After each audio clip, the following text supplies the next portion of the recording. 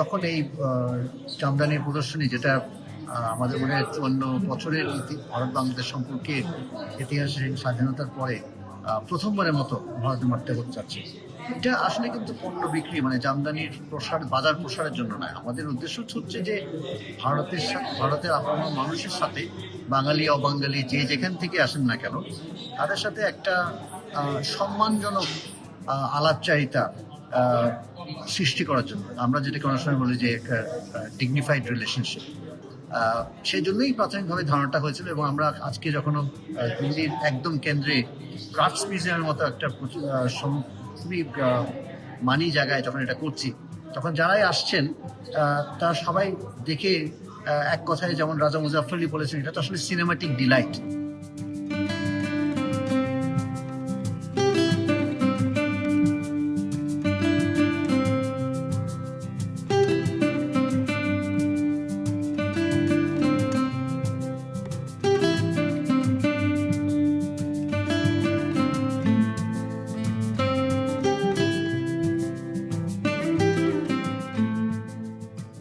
আমরা খুব সাটলভাবে সেই জিনিসটাই তুলে ধরার জন্য আসলে চেষ্টা করছি। এবং এর ফলে যখন রাজনীতিকরা এখানে আসছেন, যারা প্রেস এন্ড মিডিয়া তারা যখন আসছেন, আমরা তাদেরকে বলছি যে দেখো, বন্ধুত্বকে তো অনেকভাবেই নির্ণয় করা যায়।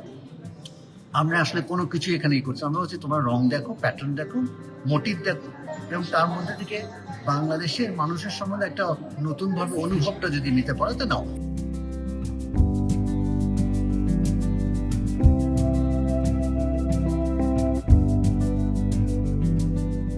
জামদানি তো আসলে একটা ক্রাফট ফর্ম।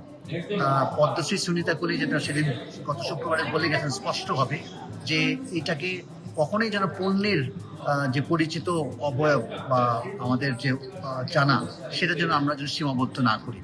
বলেছে প্রত্যেক মানুষই বললেন যে, বিশেষ করে যারা দিল্লি, পশ্চিম ভারতে বা উত্তর ভারতে যারা জামদানি জানে, অনেকেই জানে, কিন্তু যারা এখানকার সোসাইটির হুজগু, তারা বলে গেছেন আমরা জামদানিকে খুব পরম যত্নের সাথে রাখি। এখানে একটা 150 বছরের পুরনো জামদানি শাড়ি দুটো ডিসপ্লে হচ্ছে, যেগুলো আমি নিয়ে এসেছি দিল্লির উপকণ্ঠে 82 বছর বয়সী একজন কালেক্টরের বাসা থেকে।